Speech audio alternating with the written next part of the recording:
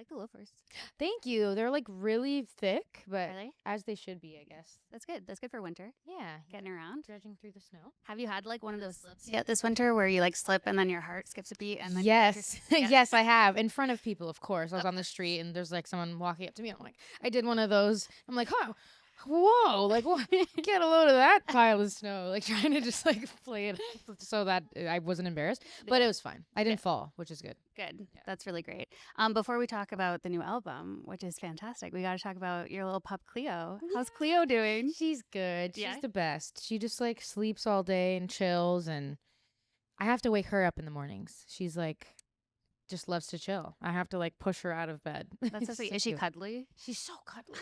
That's It's the best. Yeah, she's the cuddliest dog. I don't know if she just naturally was or if I like trained her to be because I am. So right. regardless, it's wonderful. I have a cat that just like plays so hard to get. Like once in a while she'll come over and then so That's such a I'm looking for a tease. cuddly dog. You That should sounds get great. one. They're the best. Yeah, totally.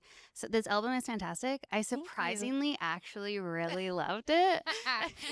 Really? Not gonna lie. It's like actually pretty good. It's actually pretty good. Oh my gosh. That Yeah. always kills me when people say I know. Can you explain that so it doesn't sound like I'm shading you? yes. No. Yeah. So I posted a TikTok where I said like, you know, when people say they like my album, but then they have to add like actually or surprisingly, like just to like soften it a bit.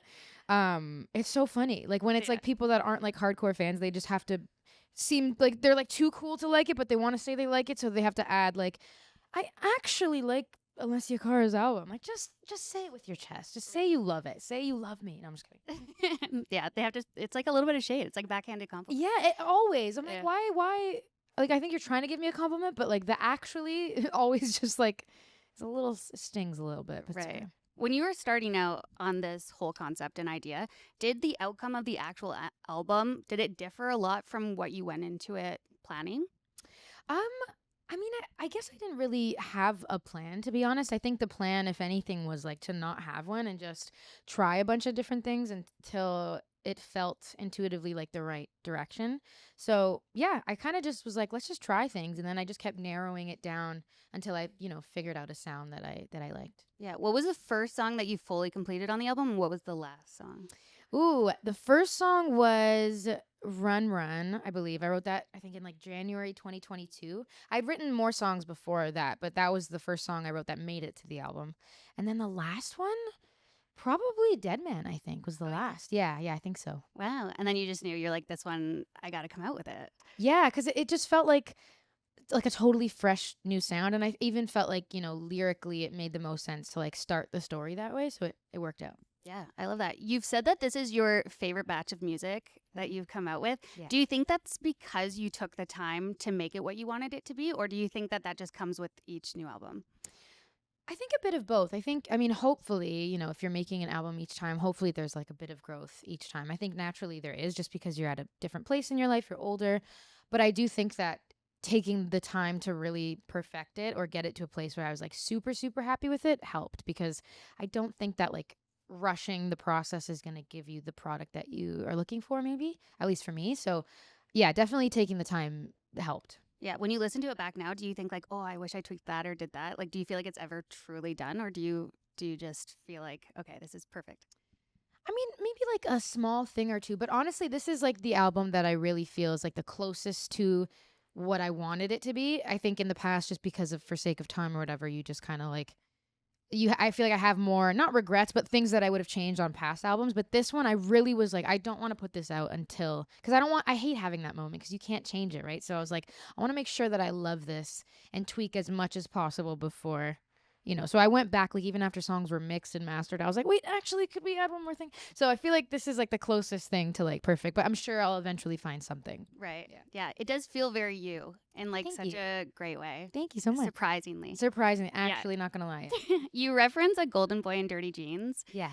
in your song Fire. And then you also kind of shout out the golden boy in your like thank you statement for your album. How did you know that? You know what? You're Alessia Cara. We have to know. How did the golden boy influence this album? Golden Boy influenced this album quite a bit. I would say, especially the second half. I think this album is very much like a chronological story of like, kind of letting go of like past loves and also finding self-love, but finding new romantic love. And so the second half of the album was definitely inspired by the Dirty Jean guy. Yeah. But yeah, I won't say anything further. That's it. Not that people care. I don't think People care. You think? Oh yeah, Maybe. I guess. people Maybe. want all the tea, All the tea? Yeah. all the info. Yeah. You wrote a song with Doja Cat in mind for this album, Mhm. but then you reworked it and kept it for yourself. Yes. Did that song end up making it on this album, and what song is it? Yeah, so it's actually Nighttime thing. Oh, it is. Yeah, it is. I mean, I know Doja Cat like writes all her own lyrics, so she would have never taken it anyway, but I did go in with the producer Ammo, who Ammo and Yeti. Or I think maybe just Yeti was her producer, but he did a lot of like, Say So, Kiss Me More, like when she was doing like the pop stuff. And so he played me this instrumental that felt kind of similar at the time. We since changed it to feel more like me, but when he first played it for me, it felt kind of like a Doja Cat-y vibe. So I was like, maybe I'll just write for like a pop artist and I'll just like write about, a random experience, like not even write from personal experience. And so, cause I didn't think I was going to keep it.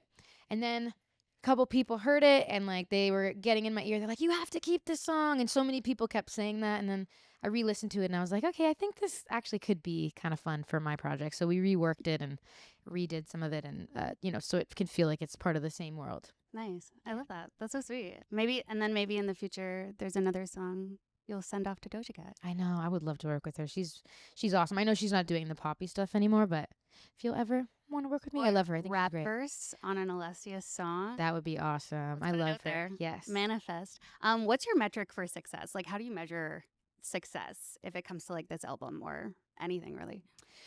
I honestly, it's weird because I feel like the success in the music industry, like the goalposts change all the time, like year to year to year. It means something different every time. The road to it that you think is like clear always changes. And so for me, in order to just like stay sane and not feel like I'm like chasing after anything, I feel like where I'm at now, success is just like making something that I'm super proud of, that I am excited about, that I can listen to, that I can like go to sleep at night knowing it's like totally me. I feel like that's success. Like when you crack the code on something that you create.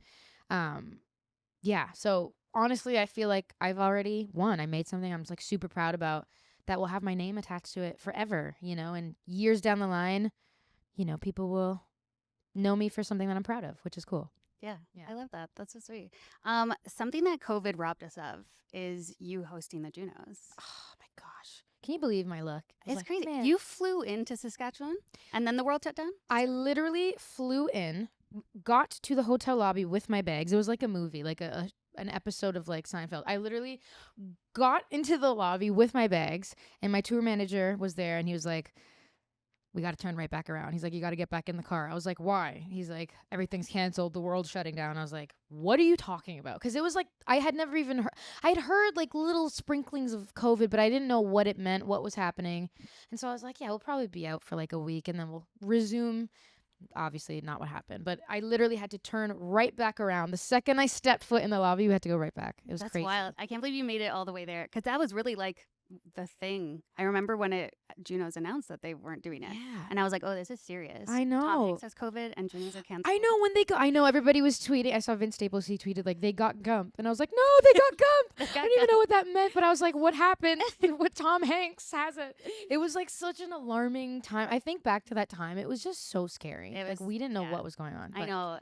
Yeah, anyway. especially you just don't know what's coming. Mhm. What did you have planned for hosting the Junos? Because obviously you're prepared and you're ready to go that you didn't get to then do. I know it was so. I mean, there were so many things I was excited about. I was also very like petrified and nervous. So one part of me was like, okay, at least like I don't have to be so stressed. But I was so excited. I don't know. I hope that I can do it again in the future. There was like so much I was looking forward to getting to do. It was like stepping into like a new area. That I've never really done before. So who knows? Maybe we'll do it again in the future. Junos 2026. Maybe. Alessia Cara. I'm here. Rap verse with Doja Cat. We're putting it all out there. Yes, exactly. Yeah, I love that. On February 2nd, you posted that you still had your Christmas tree up. Yeah, wow. It is now February 27th. Is it 27th? Is your tree still up? Funnily enough, I just removed it like 2 days ago. So it was still up. If you would have asked me 2 days ago, the answer would have been yes. What I did do, though, maybe I shouldn't even say this because I'm going to get clowned for it, but I did figure, I'm like, well, since I'm going to put it up next year, why don't I just take it and bring it down to storage with every, like, all the ornaments intact, so that way I don't have to do it next year. So it is literally fully intact with all the ornaments. Oh, so you did that? Yeah, and I just, like, put it away, and I'm gonna, like, next year it's gonna save me the hassle of having to assemble it all over again. Right. Did you, like, saran wrap the tree to keep them up? Yes, Or you yes. just, like, okay. No, I definitely wrapped it because I'm smart. I'm very smart about it. Yeah. Didn't want it to get dusty, but I feel like it's gonna be a lot easier of a process now moving forward. Totally. Yeah. Yeah, that's smart. Thank you. I feel like people will, yeah. They'll probably make fun of me for it, or they might think that I'm genius. Is it laziness? Is it a life hack? I think it's both. Yeah. You always do a really good job at staying true to yourself. Do you ever feel, I feel like with a lot of female artists, they feel this need to, like, reinvent themselves or, like, have a brand new era. Mhm. Do you ever feel that pressure as a woman in the industry to do that? I mean, is it there? Yes, for sure. I think, do I let it really infiltrate my process? No. I mean, maybe sometimes I'll have the odd time where I'm like, should I? But I think for the most part, I don't know. I just feel like I have, like, built a career off of just being myself, and for a while I didn't think that that would ever be possible. And so now that I've seen that it is possible, I know that my listeners listen to me for me, and I don't ever want to just, like, reinvent and be somebody that I'm not just to, like, stay on top of things. I'd rather much be in the background being myself than the alternative, at least for me, just to stay sane. So I guess yes and no. Like, it's definitely there, and I hate that because I don't feel like that's necessarily there for men in the industry, but I don't let it get to me at the same time. Yeah, I think that's great. Yeah, I've seen, like, comparisons where they'll show, like, a specific male artist on stage in, like, jeans and a t-shirt, and then they'll show, like, a female pop star, like, so glammed up. Yeah. So I do think there is a lot of, like, disconnect Oh there. yeah. Yeah. For sure. It's like they make you feel as a woman like there's only room for, like, one of you in the similar genre at a Mhm. time.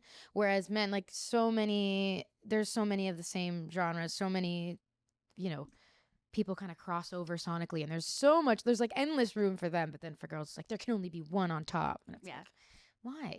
totally. Do you listen to your own music? Like, do you turn on a past record?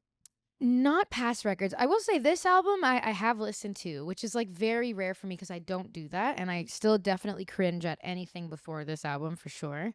Maybe in the meantime, not so much, but certainly first album I cannot listen to. And second, yeah, it's like, how, have you ever done those videos of yourself when you were, like, a kid, like, singing when your parents weren't home or whatever? Like, that's my first album, but except in front of millions of people. That's what it feels like. It's like those early stages of me singing on camera, but, like, that's my career. Like, it's crazy to listen to. I'm like, oh my God. I just wish I had, like, had the chance to, like, re-sing them now, But You could always re-release, pull a Taylor Swift. maybe, yeah, Alessia's version. I love it. That's so sweet. Thank you, Alessia, so much for being here. Always Thank such a you. pleasure. Thanks so much.